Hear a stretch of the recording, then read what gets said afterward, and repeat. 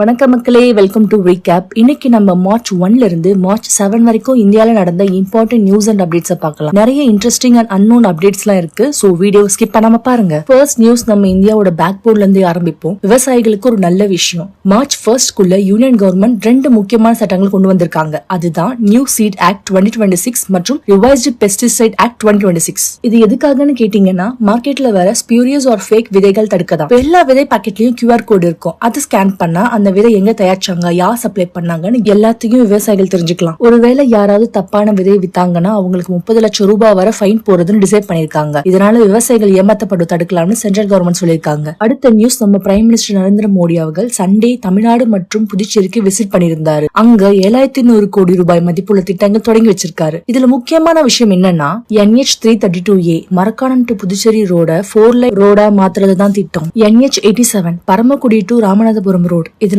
ராமேஸ்வரம் தனுஷ்கோடிக்கு போறது இன்னும் ரொம்ப ஈஸி ஆயிடும். இது மட்டும் இல்லாம தமிழ்நாடுல 8 ரயில்வே ஸ்டேஷனை அம்ரித் பாரத் ஸ்டேஷன் ஸ்கீம்ல ரீடெவலப் பண்ணிருக்காங்க. சென்னை பீச் டு எக்மோருக்கும் 4th ரயில்வே லைனையும் ஓபன் பண்ணி வச்சிருக்காரு. Developed Tamil Nadu for developed India, இதுதான் அவர் அங்க கொடுத்த ஸ்லோகன். இப்போ ஒரு சோகமான நியூஸ். மார்ச் 1 சண்டே காலையில மகாராஷ்டிரால இருக்கிற நாக்பூர் பக்கம் ரால்கான்னு ஒரு கிராமத்துல இருக்க எக்ஸ்ப்ளோசிவ் ஃபேக்டரியில ஒரு பெரிய வெடிகுண்டு விபத்து நடந்திருக்கு. SBL எனர்ஜி லிமிடெட் ஃபேக்டரியில நடந்த இந்த பிளாஸ்ட்ல 17 பேர் உயிரிழந்திருக்காங்க. அது மட்டும் இல்லாம 18 பேர் ரொம்ப கொடூரமா காயம் அடைஞ்சிருக்காங்க. இன்னைக்கு வந்த நியூஸ் படி இந்த ஃபேக்டரியோட 9 டைரக்டர்ஸ் போலீஸ் அரெஸ்ட் பண்ணிருக்காங்க. சேஃப்டி ரூல்ஸ் சரியா ஃபாலோ பண்ணலன்னு சொல்லிருக்காங்க. உயிரிழந்தவர்களோட குடும்பத்துக்கு central government 2 lakhs state government 5 lakhs ரிலீஃபா அனௌன்ஸ் பண்ணிருக்காங்க. நெக்ஸ்ட் நம்ம பார்க்க போறது Iran US war, global tension. March 1 US மற்றும் இஸ்ரேல் சேர்ந்து ஈரான் மேல ஒரு பெரிய ஸ்ட்ரைக் நடத்தினாங்க. ஈரானோட சுப்ரீம் லீடர் அலி காமேனி இந்த அட்டாக்ல இறந்துட்டாருன்னு நியூஸ் வந்துச்சு. இது ஸ்பேஸ்ல இருந்து ப்ளூ ஸ்பாரோ மிசைல்ஸ் மேல பண்ண ஒரு அட்டாக்னு சொல்றாங்க.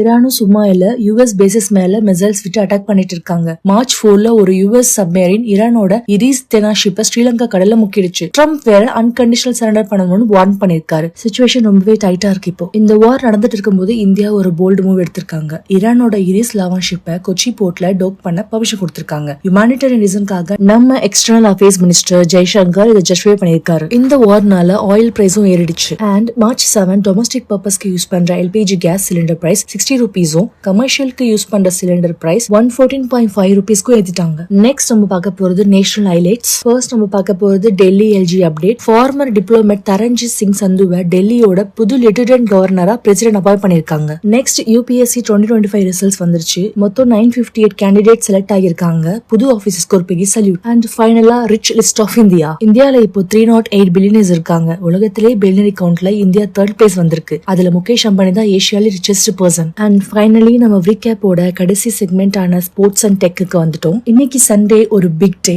India versus New Zealand final at Ahmedabad. நியூசிலாண்ட தோக்கடிச்சு நம்ம கப்ப தூக்குவோமா? பொறுத்திருந்து பார்ப்போம். அண்ட் ஃபைனலா நம்ம நெய்பரிங் ஸ்டேட்டான கர்நாடகா கவர்மெண்ட் ஒரு பெரிய டிசிஷன் எடுத்திருக்காங்க. 16 வயசுக்குள்ள இருக்கிறவங்க சோசியல் மீடியா யூஸ் பண்ண பேன் பண்ண போறாங்க. Hats off to them. So இந்த வார்த்தையோட நியூஸ் இதெல்லாம் தான். இந்த நியூஸ் பத்தின உங்களோட கருத்தெல்லாம் கீழே கமெண்ட்ஸ்ல சொல்லுங்க. நெக்ஸ்ட் வீக் இதே மாதிரி இன்ட்ரெஸ்டிங் அப்டேட்ஸ்க்கு ரீகேப்பை சப்ஸ்கிரைப் பண்ணுங்க. பாய்.